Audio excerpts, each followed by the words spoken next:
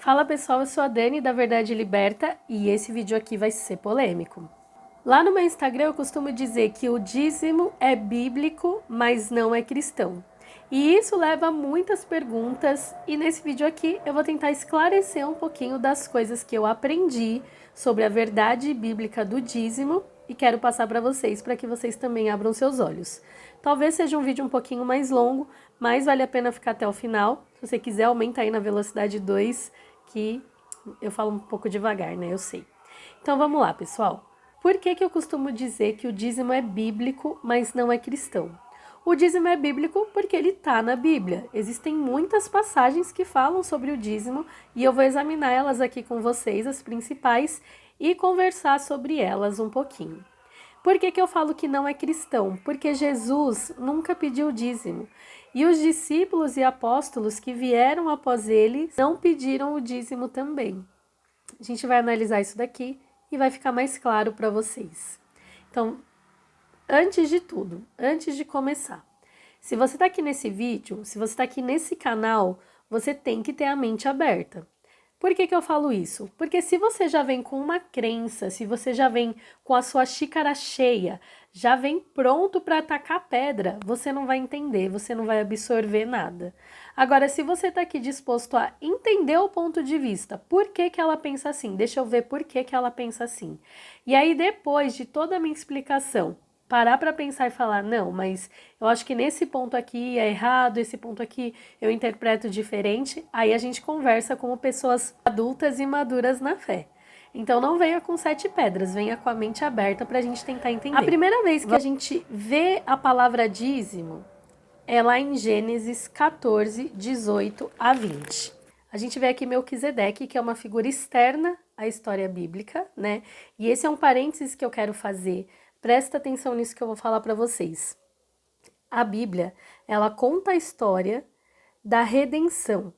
A Bíblia conta a história de como Deus vai redimir o mundo. E aí ele se baseia nos hebreus, que depois viraram os israelitas, que agora a gente conhece como judeus, que foi a única tribo que sobrou, vamos dizer assim. Então a Bíblia conta a história do povo de Israel, do povo judeu, que culminou no nascimento de Jesus e depois se expandiu para os gentios, que somos nós. Nós não somos pertencentes à tribo de Israel, a nenhuma tribo. Nós somos gentios. E graças a Deus, essas promessas feitas a Abraão alcançaram todos nós. A Bíblia fala sobre isso. Quando aparece Melquisedeque aqui no texto, significa que o quê? Existiam outros povos que serviam a Deus. Existiam outros povos que serviam ao Deus verdadeiro, mas eles não estão dentro da Bíblia, porque a Bíblia está contando a história da redenção, como a gente foi redimido. Então focou na história desse povo. Significa que existem outros povos que servem ao Deus verdadeiro, fora desse período bíblico, e Melquisedeque é um deles. Melquisedeque, rei de Salém, trouxe pão e vinho, era sacerdote do Deus Altíssimo. E abençoou ele Abraão e disse, bendito seja Abraão pelo Deus Altíssimo, que possui os céus e a terra, e bendito seja o Deus Altíssimo, que entregou seus adversários nas mãos de Abraão. E de tudo lhe deu Abraão o dízimo. O que é esse dízimo? Foi uma coisa imposta por Deus e foi uma coisa obrigatória? Não. Foi um gesto de gratidão de Abraão a Deus por ter vencido, né, aquela batalha. E ele deu o dízimo a Melquisedeque. Ele deu 10% de tudo que ele conquistou naquela batalha a Melquisedeque como uma forma de gratidão a Deus. Primeiro ponto. O dízimo não foi imposto nesse contexto. Foi uma forma de gratidão a Deus. E aí a gente vai lá para Gênesis 28. A partir do versículo 20, a gente tem Jacó. Não é mais Abraão agora, é o neto dele, Jacó. E ele fala assim, fez também Jacó um voto, dizendo, se Deus for comigo e me guardar nesta jornada que empreendo, e me der pão para comer e roupa que me vista, de maneira que eu volte em paz para a casa do meu pai, então o Senhor será o meu Deus, e a pedra que erigi por coluna será a casa de Deus, e de tudo quanto me conceder, certamente eu te darei o dízimo. Aqui Jacó ele fez um voto. Novamente, o dízimo não foi uma coisa imposta. Deus não falou, você vai me dar o dízimo. Não, foi um voto que Jacó fez com Deus. Se Deus fosse com ele naquela jornada que ele ia começar, Jacó daria um dízimo para Deus de tudo que ele possuísse. Um voto, foi um acordo entre Jacó e Deus. Novamente, não foi nada imposto nem obrigatório. E aí a gente chega em Moisés. E Moisés, ele livrou todo o povo de Israel das garras do faraó, né, do rei egípcio lá daquela época. E aí começa a formação do povo de Israel, pessoal. E quando começa a formação de um povo, qual é a primeira coisa que a gente precisa ter em mente? Esse povo precisa de regras e leis para sobreviver. Pensa no mundo histórico que eles estavam vivendo na época. Se eles não se organizassem, se eles não tivessem as leis, eles pereceriam. E aí o nosso Salvador Jesus não viria. E Deus, muito sábio em relação a isso, Deus ele fez as leis, ele fez ordenanças para o povo seguir, para que o povo não morresse, para que chegasse lá até Jesus para salvar a gente. Deus ele foi muito sábio. E aí ele criou lá muitas regras e muitas leis, que a gente chama de lei de Moisés. E aí a gente começa lá em Levíticos. Vamos lá? Aqui em Levítico 27:30, que fala sobre os dízimos da terra. Também de todas as dízimas da terra, tudo que a terra dá, dos cereais do campo, frutos, tudo é do Senhor, é consagrado ao Senhor. Então, esses 10% da terra, do que eles plantavam, do que eles semeavam, era consagrado ao Senhor. Eles ofereciam ao Senhor esses 10% de tudo que a terra dava. Aqui a gente chama de uma lei cerimonial. Era de uma cerimônia que eles faziam. Então, tinham vários votos, né? Se você ler esse versículo, esse capítulo todo de 27 de Levítico, fala de vários votos. E aí a gente vai para Números 18, que esse é o grande X da questão. Vamos lá.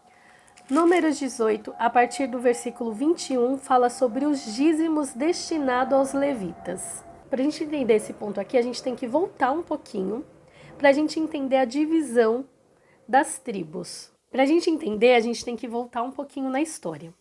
Bom, Abraão gerou Isaac, Isaac gerou Jacó. Jacó teve 12 filhos. Por que a gente fala tribos de Israel? Porque quando Jacó brigou com o anjo, né, Deus, mudou o nome de Jacó para Israel, porque ele lutou com o anjo e prevaleceu. Os filhos de Jacó viraram as tribos. Então, cada tribo é o nome de um dos filhos de Jacó. E aí aquela coisa, né? Os filhos tiveram filhos e filhos e filhos e filhos e cresceu e multiplicou muito, formamos as tribos. O povo queria herdar a terra. Lembra? Saíram do Egito e foram em direção à terra prometida. Quando eles chegaram nesse lugar, cada tribo teve direito a uma parte da terra. E aí, quando a gente lê Levíticos, Números, a gente vê essa divisão, né? Aqui está falando sobre a divisão da terra para as tribos de Israel. Cada tribo, cada filho de Jacó recebeu direito a uma parte da terra, como se fosse uma herança. Menos a tribo de Levi. A tribo de Levi não recebeu, a tribo de Levi não teve direito à herança de terra. E o que acontecia? Em cada tribo, em cada pedaço de terra que tinha uma tribo, tinha um pouquinho dos filhos de Levi, tinham os levitas. Por quê? Porque eles ficaram encarregados das coisas sacerdotais, das coisas do templo. Então, tinha um pedaço de terra aqui da tribo de Dan. Tinha um pedacinho lá de levitas cuidando do templo. Aqui tinha a tribo de Rubens. Então, tinha um pedacinho de levitas aqui cuidando das coisas do templo. Isso acontecia porque, lembra aquelas leis cerimoniais que eu falei para vocês? Cada tribo cumpria essa lei, então elas não precisavam se juntar num canto só para cumprir essas leis. Dentro da terra delas mesmo, em determinada época do ano, elas iam lá e cumpriam essas leis cerimoniais. E os sacerdotes, eles eram responsáveis por conduzir essas cerimônias, por conduzir essas leis, por conduzir os sacrifícios. Então tinha um pouquinho deles em cada uma das terras.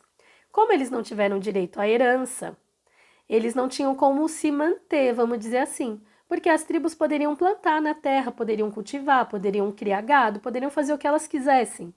E a tribo de Levi não.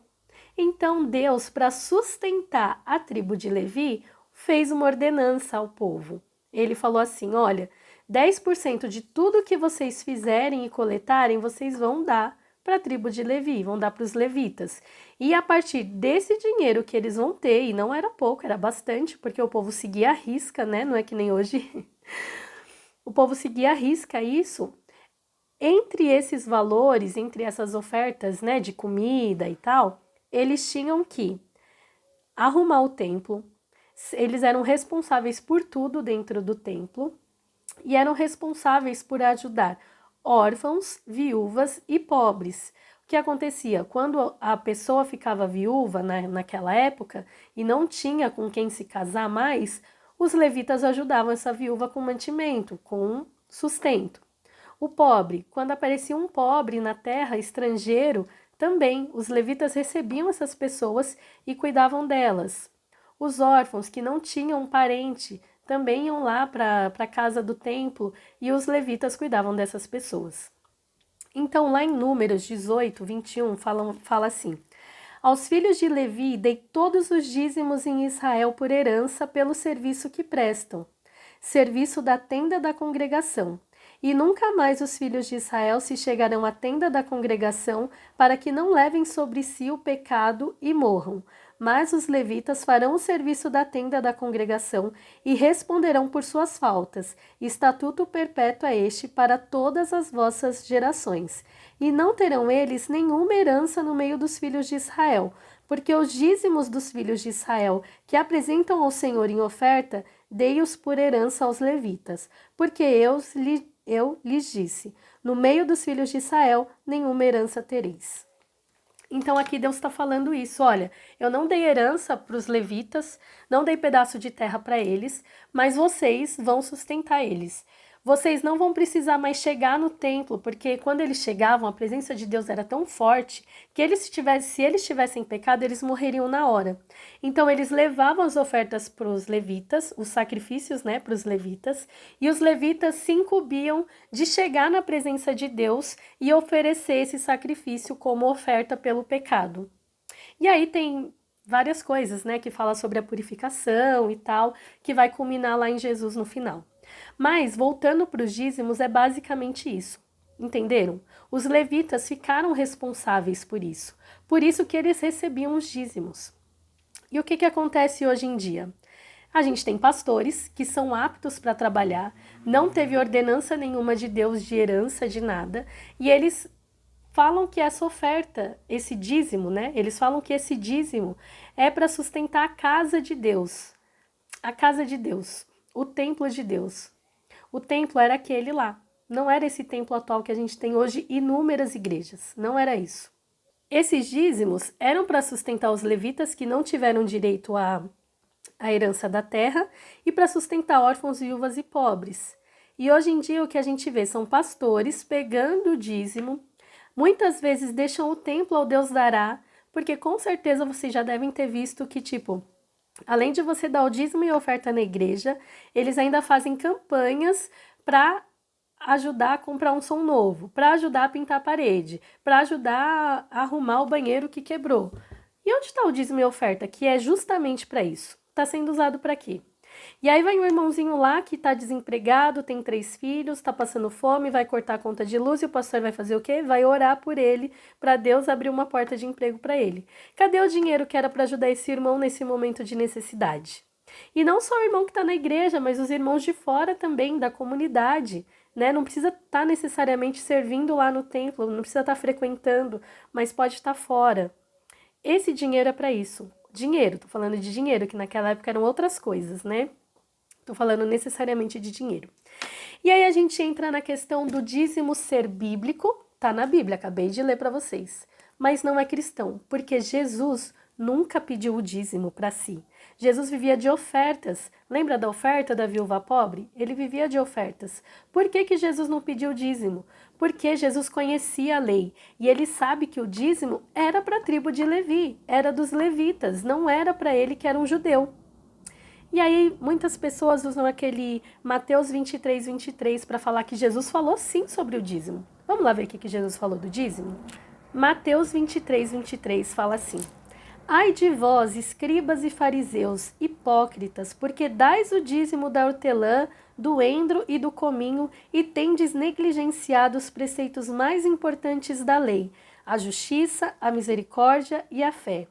Devias, porém, fazer estas coisas, justiça, misericórdia, sem omitir aquelas, os dízimos.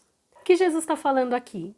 Para escribas e fariseus, que era uma divisão, né, entre os judeus, de pessoas que escreviam, escribas, e fariseus que cuidavam das leis e observâncias das leis.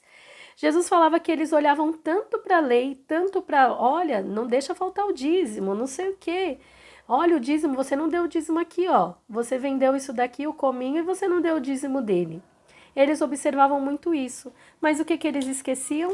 Negligenciavam misericórdia, justiça e a fé. Coisas mais importantes, ele enfatiza, preceitos mais importantes disso, mais importante do que dar o dízimo é isso. Jesus não pediu dízimo, ele falou num contexto para escribas e fariseus, que eram judeus, uma divisão dos judeus, que eles deveriam sim dar o dízimo, mas não só o dízimo, não focar tanto no dinheiro. Então, desde aquela época, a galera já estava super focada lá, ó, financeiramente.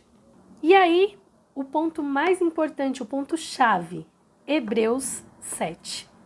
A Bíblia fala novamente sobre Melquisedeque, ele resgata esse texto de Melquisedeque que a gente falou lá no comecinho.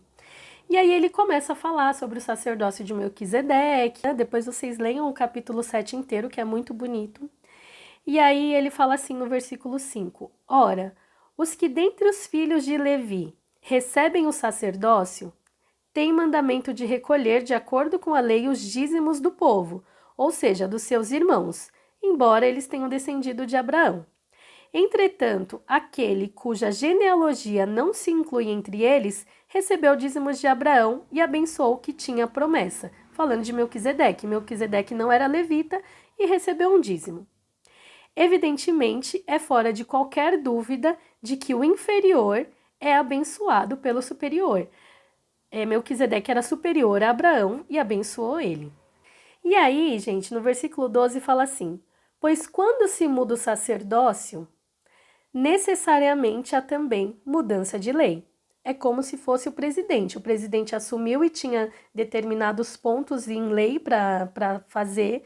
Quando assume um outro presidente, ele pode mudar tudo isso.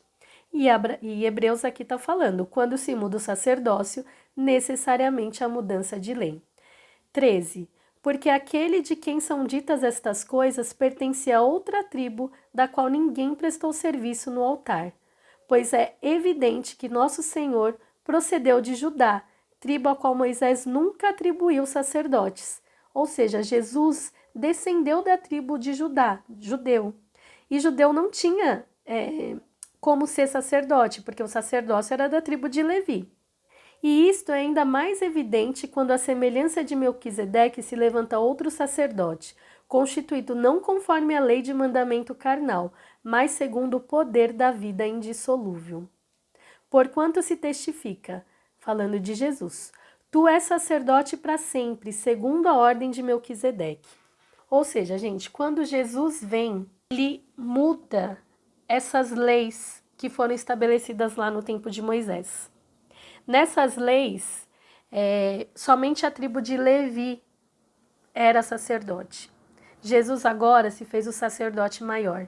Jesus agora se mostrou como rei e sacerdote, assim como Melquisedeque.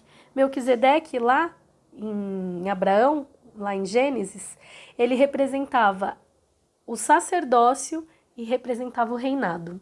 Jesus, depois de todo esse tempo, representa exatamente a mesma coisa, só que agora não de uma forma carnal, não instituído por homens, mas por Deus. Jesus, ele é rei e ele é sacerdote. Poderíamos dar o dízimo para ele hoje? Sim, mas Jesus nunca pediu o dízimo. Jesus sempre viveu de ofertas. E aí a gente vê que Paulo, os discípulos e todos os outros que vieram após Jesus, que conviveram com ele, não pediam dízimos, pediam ofertas. E aí o texto mais bonito tá lá em 2 Coríntios 9:7, que fala assim: cada um contribua segundo tiver proposto no coração, não com tristeza ou por necessidade, porque Deus ama quem dá com alegria. A gente tem que dar as nossas ofertas, seja 10%, seja 20%, seja 5%, a gente tem que dar com alegria, com prazer. Eu estou ofertando na casa do meu pai. E assim, pessoal, o que eu sempre falo, procura o lugar certo para você ofertar. Se você tá vendo que o pastor tá usando o seu dinheiro para trocar de carro, pagar escola para filho, pagar salão de beleza para esposa, você está investindo seu dinheiro no lugar errado. Agora, se você vê que o dinheiro realmente é revertido para a igreja, que o som é bom, a iluminação é boa, as cadeiras são boas, o lanchinho para as crianças é bom, se você está vendo que a igreja está ajudando as pessoas necessitadas, você está investindo seu dinheiro no lugar certo. E eu falo investimento porque realmente é um investimento. Deus não é uma troca, sabe? Deus ele não vai te recompensar porque você está devolvendo, porque você está ofertando. Não, você está dando com tanta alegria, com tanto gosto, que Deus ele vai ter prazer em abençoar você. Ele vai ter prazer em suprir as suas necessidades. 1 Coríntios 16 fala assim: quanto à coleta para os santos, fazei vós também como ordenei às igrejas da Galácia. No primeiro dia da semana, cada um de vós ponha de parte em casa conforme a sua prosperidade e vá juntando para que se não façam coletas quando eu for. Ou seja, você vai dar conforme Deus vai te prosperando. E é uma roda, gente, é um ciclo. Quanto mais você oferta com alegria, mais Deus te prospera. Mas qual que é o lance? Às vezes, muitas vezes, a gente só oferta e só dá o dízimo esperando essa retribuição de Deus. E aí não acontece. Por que que tem muito cristão que não sai do lugar? Porque ele acha que dando o dízimo, Deus tem a obrigação de abençoar ele. E muitos pastores pregam exatamente isso. Você vai dar e Deus não vai deixar o devorador entrar na sua casa. Porque lá em Malaquias 3:10 fala: trazei todos os dízimos à casa do tesouro, porque vocês estão roubando a Deus. Não. Esse texto de Malaquias 3:10, muito usado, realmente o povo de Israel estava deixando de contribuir nas igrejas para o crescimento e reconstrução do templo.